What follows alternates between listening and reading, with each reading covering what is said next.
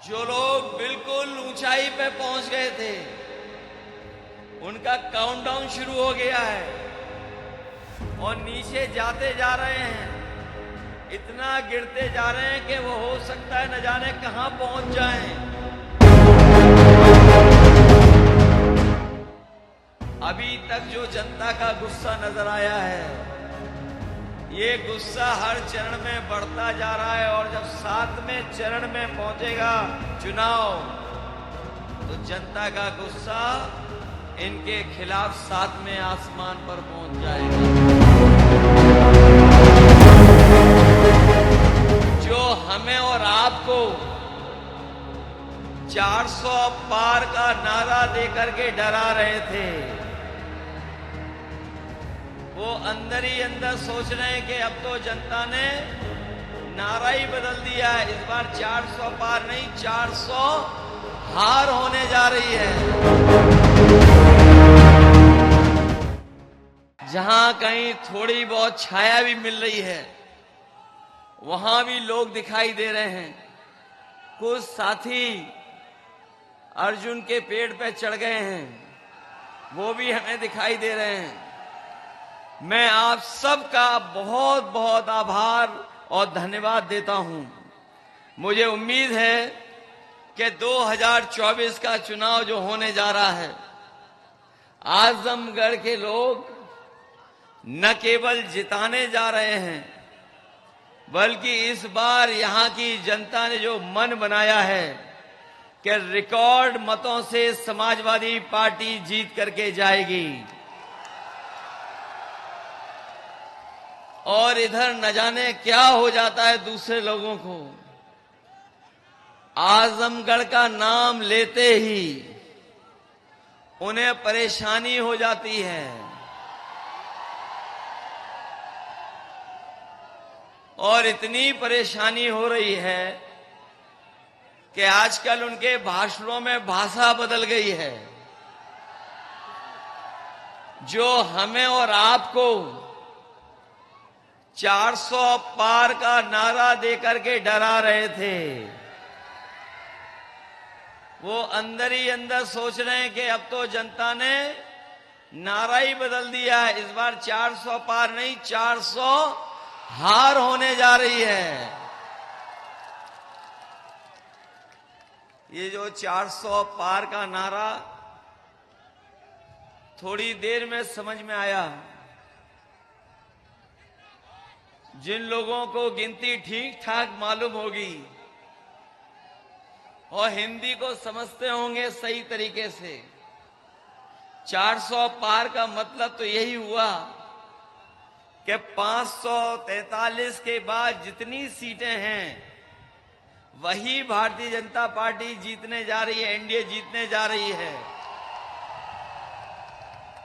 तो अगर 400 पार का 543 में नारे को अगर हम समझें, तो ये केवल 143 सीटें बनती हैं। लेकिन जिस तरीके से वोट पड़ा है पहले चरण से जो वोट पड़ना शुरू हुआ है, आने वाले समय में जब 4 जून को परिणाम आएगा, तो आप देख लेना, जो 400 पार का नारा दे रहे थे, 140 करोड़ की जनता इनको 140 सीटों के लिए भी तरसा देगी।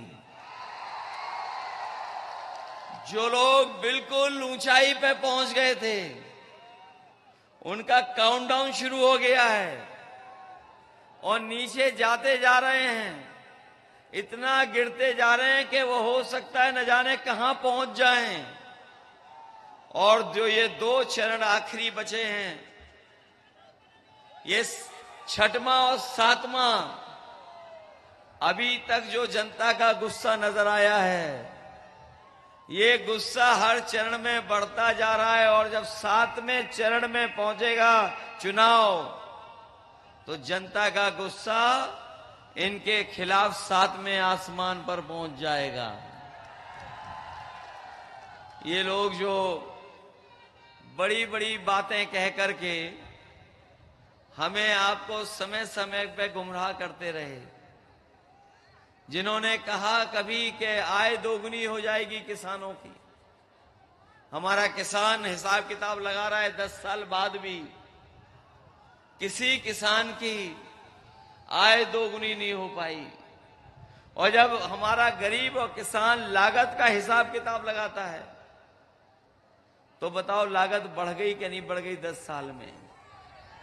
न केवल लागत बढ़ी है बल्कि जिस तरीके से महंगाई बढ़ी है और लगातार महंगाई बढ़ा करके इन्होंने हमारे गरीब किसान खेती बाड़ी करने वालों का जीवन संकट में डाल दिया। जिन्होंने बहुत बड़े पैमाने पर बड़े बड़े उद्योगपतियों का, कारोबारियों का जो कर्जा माफ किया है, लेकिन हमारे किसानों का कर्ज माफ नहीं हुआ है।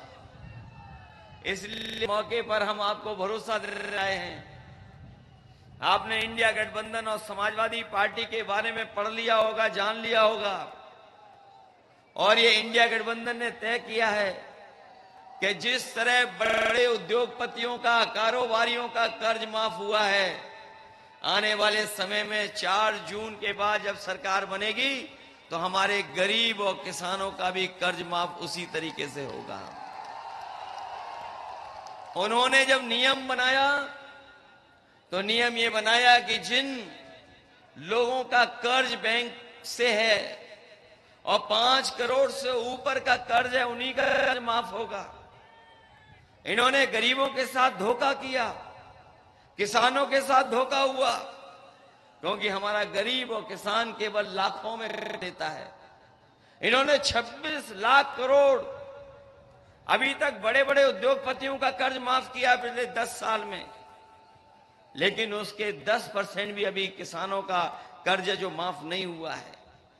इसलिए समाजवादी पार्टी और इंडिया गठबंधन ये फैसला लेकर के चला है, न केवल कर्ज माफ होगा बल्कि अपने किसानों को लिए जो कानूनी अधिकार की लड़ाई थी कि एमएसपी के लिए कानूनी अधिकार मिल जाए, तो किसानों को कर्ज माफी के साथ साथ उनकी फसल की पैदावार के लिए कानूनी अधिकार दिला करके उन्हें खुशहाल बनाने का काम भी होगा।